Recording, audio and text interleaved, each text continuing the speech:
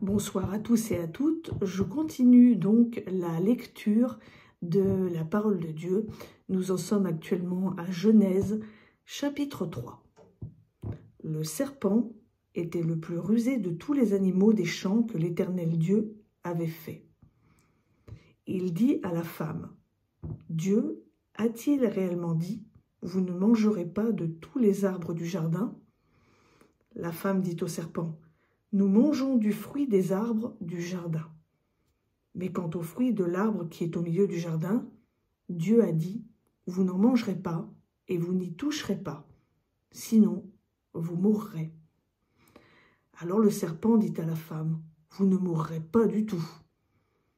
Mais Dieu sait que le jour où vous en mangerez, vos yeux s'ouvriront et que vous serez comme des dieux, qui connaissent le bien et le mal. » La femme vit que l'arbre était bon à manger, agréable à la vue et propre à donner du discernement. Elle prit de son fruit et en mangea. Elle en donna aussi à son mari qui était avec elle, et il en mangea. Les yeux de tous deux s'ouvrirent. Ils prirent conscience du fait qu'ils étaient nus. Ils se firent des ceintures avec des feuilles de figuier cousues ensemble. Alors ils entendirent la voix de l'Éternel Dieu qui parcourait le jardin avec la brise du soir. L'homme et sa femme allèrent se cacher devant l'Éternel Dieu, parmi les arbres du jardin. L'Éternel Dieu appela l'homme et lui dit, « Où es-tu » Il répondit, « J'ai entendu ta voix dans le jardin et j'ai eu peur.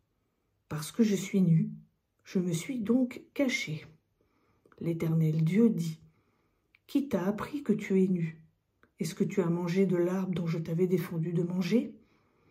L'homme répondit, « C'est la femme que tu as mise auprès de moi qui m'a donné de l'arbre, et j'en ai mangé. » Alors l'Éternel Dieu dit à la femme, « Pourquoi as-tu fait cela ?»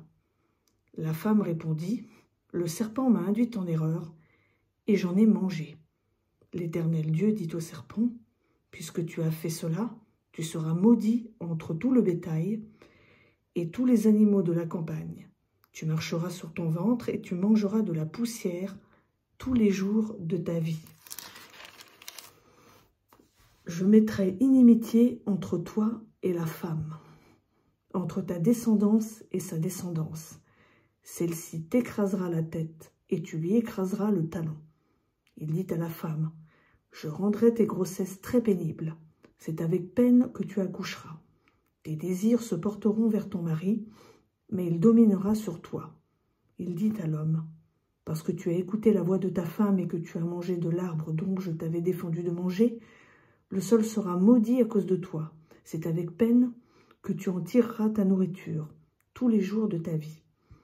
Il te produira des chardons et des broussailles et tu mangeras l'herbe de la campagne. C'est à la sueur de ton visage que tu mangeras du pain, jusqu'à ce que tu retournes dans le sol d'où tu as été pris, car tu es poussière et tu retourneras à la poussière. » L'homme donna à sa femme le nom d'Ève, car elle était la mère de tous les vivants. L'Éternel Dieu fit à Adam et à sa femme des habits de peau dont il les revêtit. L'Éternel Dieu dit, « Maintenant que l'homme est devenu comme l'un de nous, pour la connaissance du bien et du mal, évitons qu'il tende la main pour prendre aussi de l'arbre de vie, en manger et vivre éternellement. » L'Éternel Dieu le renvoya du jardin d'Éden pour qu'il cultive le sol d'où il avait été tiré.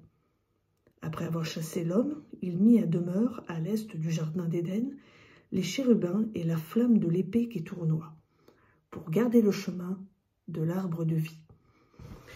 Voilà, donc c'était Genèse chapitre 3. Je vous souhaite à tous une bonne soirée et à bientôt sur Hello l'âme.